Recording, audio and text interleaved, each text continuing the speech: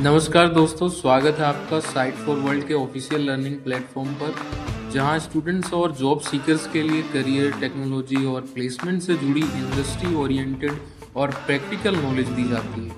अगर आप अपनी स्किल्स को नेक्स्ट लेवल तक ले जाना चाहते हैं तो आप बिल्कुल सही जगह पर आए हो। चलिए शुरू करते हैं आज का इम्पोर्टेंट सेशन। नमस्ते स्टूडेंट्स। हम सब हर दिन एंड्रॉयड ऐप्स यूज करते हैं, है ना?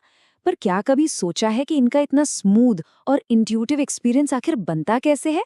चलिए, आज हम पर्दे के पीछे झांक कर देखते हैं कि एक सिंपल सी दिखने वाली ऐप को बनाने में क्या-क्या लगता है। स्क्रीन पर ये ऐप देखो, कितना सिंपल और क्लीन लग रहा है, राइट? लेकिन इस पॉलिश्ड लुक के पीछे जो कॉम्प्लेक्सिटी है, जो कहानी है, उसे आज हम एकदम आसान भाषा में समझेंगे। तो ये है हमारा आज का सफर। इन 5 स्टेप्स में हम इस पूरी जर्नी को कवर करेंगे, स्क्रीन के इनविजिबल स्ट्रक्चर से लेकर फाइनल यूजर एक्सपीरियंस तक। तैयार हो? चलो शुरू करते हैं। हर स्क्रीन एक नींव से शुरू होती है, एक फाउंडेशनल स्ट्रक्चर। जैसे किसी घर को बनाने से पहले उसका नक्शा, उसका ब्लूप्रिंट बनता है ना, बिल्कुल वैसे ही एक ऐप स्क्रीन का भी होता है। तो स्क्रीन पे आपको जो कुछ भी दिखता है, चाहे वो एक बटन हो, कोई टेक्स्ट हो या कोई इमेज, उसे हम कहते हैं व्यू। और इन सारे व्यूज को जो एक इनविजिबल बॉक्स, एक कंटेनर पकड़ कर रखता है और अरेंज करता है, वो है व्यू ग्रुप। सिंपल है, राइट? व्यू मतलब आइटम और व्यू ग्रुप मतलब उस आइटम का डब्बा। अब इस डायग्राम को ध्यान से देखो। यहाँ आप देख सकते हो कि एक व्यू ग्रुप के अंदर दूसरे व्यूज और यहाँ तक कि और भी व्यू ग्रुप्स हो सकते हैं। ये ना एक पेड़ की तरह बन जाता है, एक हायरार्की। इसी से हम कॉम्प्लेक्स से कॉम्प्लेक्स स्क्रीन डिजाइन बना पाते हैं। ये कॉन्सेप्ट बहुत पावरफुल है, इसको ध्यान में रखना। अब इन व्यूज को बताना तो पड़ेगा ना कि भाई कितनी जगह लेनी है। इसके लिए 2 सबसे इंपॉर्टेंट कमांड्स हैं, ध्यान से सुनना। एक है रैप कंटेंट, इसका मतलब जितना कंटेंट उतनी जगह, सिंपल। और दूसरा है मैच पेरेंट, इसका मतलब है कि व्यू अपने पेरेंट यानी अपने कंटेनर जितना पूरा फैल जाएगा। इन 2 कमांड से ही हम डिसाइड करते हैं कि स्क्रीन पर चीजें कैसे दिखेंगी। चलो, हमारा नक्शा तो बन गया। अब इस पर थोड़ा रंग रोगन करते हैं, थोड़ा स्टाइल डालते हैं। और यहाँ एंट्री होती है मटेरियल डिजाइन की। बेसिकली ये वो सिस्टम है जो ऐप को उसकी लुक एंड फील, उसकी विजुअल पहचान देता है। क्योंकि देखो, सिर्फ ढांचा बना देना काफी नहीं होता। एक अच्छे ऐप में ना एक पर्सनालिटी होनी चाहिए, एक सोल होनी चाहिए जिससे यूजर्स कनेक्ट कर पाएं। ठीक है? सिर्फ काम नहीं करना चाहिए, फील भी आना चाहिए। तो मटेरियल डिजाइन ना 3 मेन चीजों पर खड़ा है। पहला, कलर, इससे ऐप को एक कंसिस्टेंट लुक मिलता है। दूसरा है टाइपोग्राफी यानी फॉन्ट्स, सही फॉन्ट जैसे कि रोबोटो टेक्स्ट को साफ सुथरा और पढ़ने में आसान बनाता है। और तीसरा, कंपोनेंट्स, ये प्रीबिल्ट चीजें हैं जो यूजर को जानी पहचानी लगती हैं और एक पॉलिश्ड फील देती हैं। अच्छा, अब एक बहुत ही इंटरेस्टिंग प्रॉब्लम पे आते हैं। सोशल मीडिया तो सब यूज करते हो ना?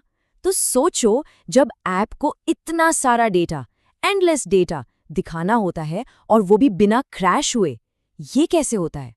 तो सवाल यही है कि इंस्टाग्राम या ट्विटर जैसी ऐप्स इतनी लंबी, कभी ना खत्म होने वाली लिस्ट्स को इतना स्मूथ कैसे चलाती हैं? क्या लगता है? इसके पीछे कोई जादू नहीं है, बल्कि एक बहुत ही स्मार्ट टेक्निक है। और इस टेक्निक का नाम है रिसाइकल व्यू। ये 3 चीजों का कमाल है। एक होता है लेआउट मैनेजर, जो आइटम्स को अरेंज करता है। दूसरा होता है अडेप्टर, जो आपके डेटा को लेता है और इसे स्क्रीन पर दिखाने लायक बनाता है। और तीसरा, हमारा एक्चुअल डेटा सेट, यानी जो भी फोटोज या टेक्स्ट है। पर असली जादू, असली मैजिक तो इसके रिसाइकलिंग प्रोसेस में है। अब ध्यान से सुनना, ये कैसे काम करता है। जैसे ही कोई आइटम स्क्रॉल करके स्क्रीन से बाहर जाता है, सिस्टम उसे डिलीट नहीं करता, बल्कि उसे एक रिसाइकल पूल में डाल देता है। फिर जब नीचे नया आइटम दिखाना होता है, तो उसी पुराने व्यू को पूल से निकालकर उस पर नया डेटा चिपकाकर स्क्रीन पे दिखा दिया जाता है। कितना स्मार्ट है!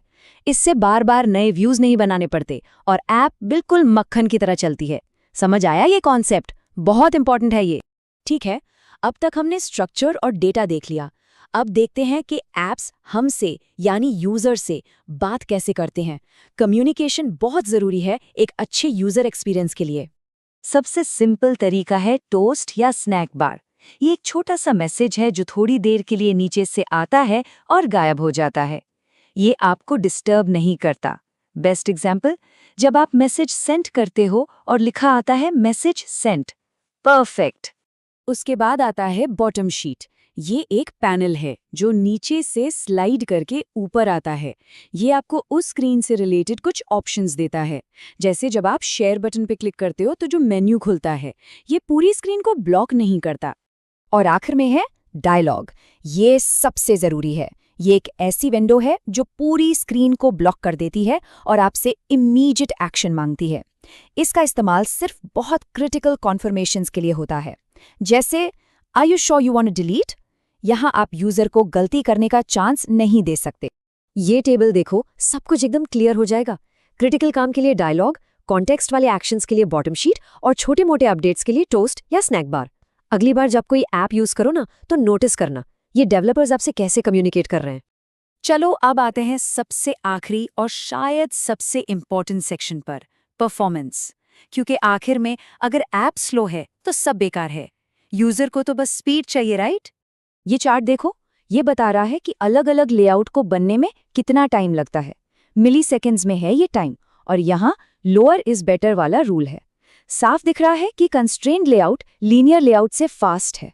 इससे क्या सीखने को मिला कि शुरू में लिए गए छोटे छोटे टेक्निकल डिसीजंस भी परफॉर्मेंस पर कितना बड़ा असर डालते।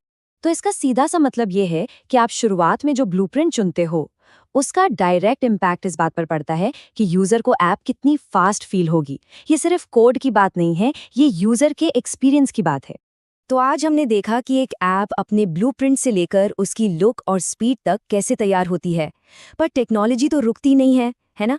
तो ये एक इंटरेस्टिंग सवाल छोड़ जाता है कि जैसे जैसे हमारी स्क्रीन्स बेंड हो रही हैं, फोल्ड हो रही हैं, ये फंडामेंटल बिल्डिंग ब्लॉक्स, ये व्यू और व्यू ग्रुप कल के नए एक्सपीरियंसेस बनाने के लिए कैसे बदलेंगे, इसके बारे में जरूर हमारे चैनल को सब्सक्राइब कीजिए और वीडियो को अपने दोस्तों के साथ शेयर जरूर कीजिए।